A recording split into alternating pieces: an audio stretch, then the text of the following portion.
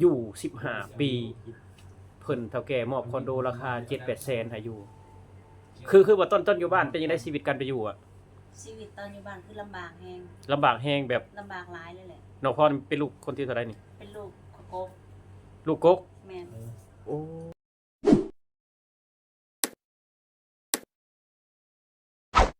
สวัสดีครับผมสวัสดีครับสวัสดีครับพ่อแม่พี่น้อง FC ไทยลาวเมื่อสุขสุขมื้อนี้มาพบมาพ้อกับบ่าวต้นนะทุกคนในช่องของน้องชายบ่าวต้นบ่าวสมัยอ่อนทั่วมื้อนี้ก็มาเจอกับหญิงแกร่งคนหนึงนะทุกคนประวัติของเพิ่นก็บ่ธรรมดาอยู่บ้านเพิ่นก็เป็นคนที่สู่ชีวิตคนหนึงนะยากจนนะทุกคนแม่ก็ได้ลูกหลายขึ้นกับบ่าวต้นนี่ล่ะเนาะอันนี้ก็คือน้องพรสวัสดีครับน้องพรสวัสดีครับคือแค่นั้นเดียวเอาหน้าสุดเหรอทุกคนอันนี้คือบ่แม่นเฮือนเพิ่นเด้อพี่น้องคือคอนโดเนาะป้าคือหลายที่พี่น้องมาเฮ็ดหยังอันนี้สวัสดีครับผมสวัสดีครับคือหลายแท้อันนี้อ๋ออันนี้คือคอนโดบ่น้องพรแม่นนะคอนโดบ่หรือหออพาร์ตเมนต์คอนโดซื้อบ่นี่แม่นหยัง บ่ได้ซื้อ บ่ได้ซื้อ ของเจ้านาย จะเอาพุ่นไปเลย ห้องเจ้านาย โดย เจ้านายเพิ่นเอาเพิ่นมอบให้อยู่ เพิ่นมอบให้อยู่เฮาเสียค่าเช่าบ่ เสียแต่ค่าน้ำค่าไฟ เสียแต่ค่าน้ำค่าไฟป้าพี่น้องเอ้ยเนาะถ้าว่าขายนี่มูลค่าเท่าไหร่นี่ ประมาณที่เห็นเพิ่นขายประมาณ700,000 700,000ทุกคน 700,000 บาท ป้า เนาะนี่คือแบบว่าคือน้องเฮ็ดงานอยู่จักปีเลย เอามาอยู่นี่15ปีแล้ว15ปีป้า15ปีเนาะถือว่าโอ้โดนเติบเนาะ15ปีจนว่าเพิ่นมอบคอนโดให้อยู่เนาะว่าง่ายซะทุกคนแบบว่าเพิ่นแบบว่าเพิ่นเชื่อใจแล้วก็ฮักลูกน้องส่ำใดทุกคนอยู่15ปีเพิ่นเฒ่าแก่มอบคอนโดราคา 7-8 แสนให้อยู่คือว่าต้นอยู่บ้านเป็นจังได๋ชีวิตการไปอยู่อะชีวิตตอนอยู่บ้านคือลำบากแฮงลำบากแฮงแบบ ลำบากหลายเลยแหละน้องพรเป็นลูกคนที่เท่าใดนี่เป็นลูกกก ลูกกก แม่น โอ้เป็นลูกคนแรกมีน้องจักคนบัดนี้ มีน้อง9คนรวมทั้งเฮ9แสดงว่ามีน้อง8คนแม่น เรียนหนังสือฮอดห้องใดแบบน้องหลายคนไม่ได้เรียนหนังสืออยู่บ่เฮาเรียนอยู่ป ป .5 โดย .5 ป .5 แล้วก็ออกบ่ออกมา เป็น ทำงานอยู่ประเทศไทย เป็นหยังคือออก พอความถูกข์ เพราะความจนแบบว่า แม่น แบบว่าน้องก็หลาย น้องก็หลาย ก็เลยเสียสละให้น้องสาวเรียนกับน้องชายเรียน โอ้ เขาก็เลยออกมาเฮ็ดงาน มาแต่อายุจักปี เขามาอยู่ตั้งแต่อายุ12 ปี 12มาเห็นเฮ็ดอยู่นี่เลยบ่ บ่มาแล้วเฮาไปเฮ็ดงานอยู่สแกงาน โอ้สแกงามอันนี้คือเป็นงานที่2อันนี้เป็นงานเปลี่ยนครั้งที่เป็นครั้งที่3ได้เจออยู่นี่เลย 3โดย ป้าทุกคนอยู่นี่15ปีอ่ะแบบว่า ตอนอยู่บ้านคิดบ่ว่าสิได้มานอนแบบห้องหรูๆลาๆแบบนี้ เฮาบ่คิดเลย บ่คิดเลย แม่น ภูมิแบบว่า เพราะว่าอยู่บ้านก็นอนมีแต่เอาผ้าบะอันไม้ผ้าบ้านนั่นเด้ โอ้ภาคไม้ไผ่ นี่มีแต่นอนแบบนั้น ความจนเนาะแบบว่าไม่ได้มาอยู่ฮอด15ปีชีวิตการไปอยู่แบบอยู่เฮือนอีพ่ออีแม่เป็นจังไดดีขึ้นบ่หรือยัง พ่อแม่ก็ดีขึ้น ชีวิตครอบครัวก็ดีขึ้นหลาย ให้หน้าก็มีหลายขึ้น แม่ จากแต่ก่อนบ่เคยมีบ่นามีบ่หลายทุก บ่มีทุกข์ เนาะทุกคนคือว่าต้นก็คือเห็นนั่นอยู่ในหนองพรเพิ่นเอาลงนะนาให้นาเพิ่นก็หลาย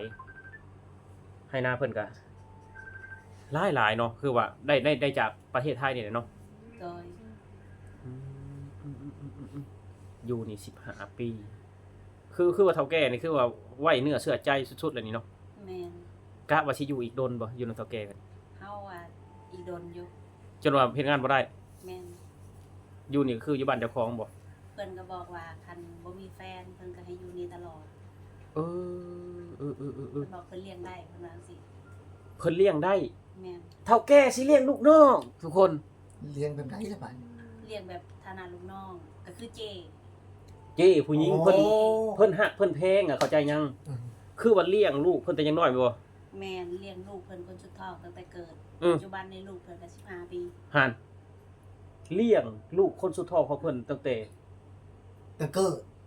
อยู่ในท้องพุ่นตั้งแต่อยู่ในท้องจนอายุ15 ปีแล้วตอนนี้คือเขาผูกพันน่ะแบบว่าลูกเฒ่าแก่ใหญ่ลูกเฒ่าแก่ทำงานดีๆกันเขาจะเอาเงินมาให้เพราะว่านี่คือพี่เลี้ยงตั้งแต่เราตั้งเด็กแม่นบ่ล่ะเพิ่นให้อยู่นี่ โดย เพิ่นให้อยู่นี่ตลอดคันว่าบ่มีแฟน แมนเพิ่นอยู่นี่ตลอด แสดงว่าถือว่าสบายๆบ่อาจารย์นี่แหละคือ เย็นสะดวกสบาย คือการทำดีเนาะการทำดีอ่ะเฮาก็ต้องแบบว่า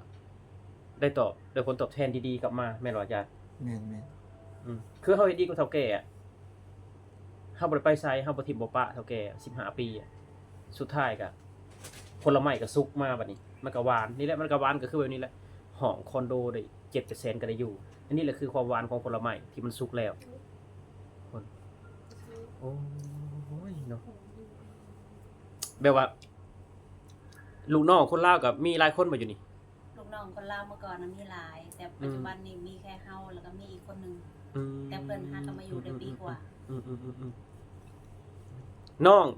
น้องอายุไทยเจ้าคนตอน 3 คน 3 คน โดย ทุกคนเนาะทุกคนผู้ห้องสุดยอดห้องห้องกับห้องแอร์อีกเนาะอันนี้คือแบบว่าคอนโดนี่แม่นของเพิ่นหมดบ่ของเจกหมดบ่ เมื่อก่อนนะแม่นแต่ว่าชั่วโมงนี้เพิ่นจะขายแน่ ขายแน่แต่ยังมีห้องอยู่บ่ แม่น โอ้คืออ้ายว่าคิดว่าเป็นอพาร์ตเมนต์เด้นี่นะคิดว่าเป็นอพาร์ตเมนต์ เป็นในอพาร์ตเมนต์ อพาร์ตเมนต์ก็คือ ความหรูหรามันก็สิบ่ทำคอนโดนะเบิ่งข้างภายนอกนะคือเบิ่งภายนอกนะแต่ว่าเบิ่งภายในเลยก็มันหรูหราก็หรูหราแบบสมราคามันแหละสมราคาเนาะเบิ่งภายนอกแต่ก่อนบ่ต้นว่าเป็นอพาร์ตเมนต์บ่คันน้องพรบ่วานคอนโดฮะบ่ฮู้จักนะคือว่าอพาร์ตเมนต์มันหรูหั่นน่ะ คือเขาบันไอ้ต้นอยู่กับเขาห้องหยัง คอยอันนั้นคอยอพาร์ตเมนต์บ้านเช่าอพาร์ตเมนต์ อ๋อ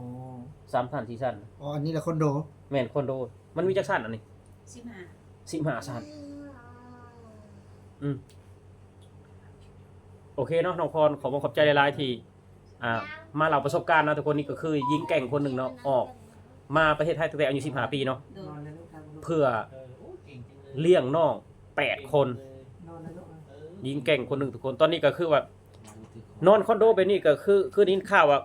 ขยะขวดเขียดคือยังเก็บขายอยู่ตอนนี้แมันบ่ ขาย เก็บขาย แม่น โอ้ทุกคนแบบว่าเขาบ่ได้แบบว่า มาอยู่ที่หรูหราเขาบ่ได้แบบเขายังคิดเสมอว่าเฮามาแต่ไสเนาะแต่อยังน้อยคือว่านี่ข่าวว่าใส่เฮาเบ็ดกบจ้ะว่ะ แม่นใส่เบ็ดกบใส่เบ็ดปลา ซุมื้อนี้ก็ยังคิดเห็นบ่แบบความหลัง คิดเห็น โอ้ คิดเห็นอยู่ คิดเห็นว่าเฮาผ่านจากจุดนั้นมา แม่น จากใส่เบ็ดกบเบ็ดปลาหาเลี้ยงเจ้าของ แม่น จนแบบว่าพาเจ้าของมาอยู่แบบว่าห้องราคา 800,000 บาททุกคนเนาะโอเคน้องพรสำหรับพี่นี่ก็ขอขอบใจหลายๆที่มาเล่าประสบการณ์ชีวิตให้ฟังสำหรับพี่นี่บ่ต้นเขากล่าวว่าสวัสดีครับผม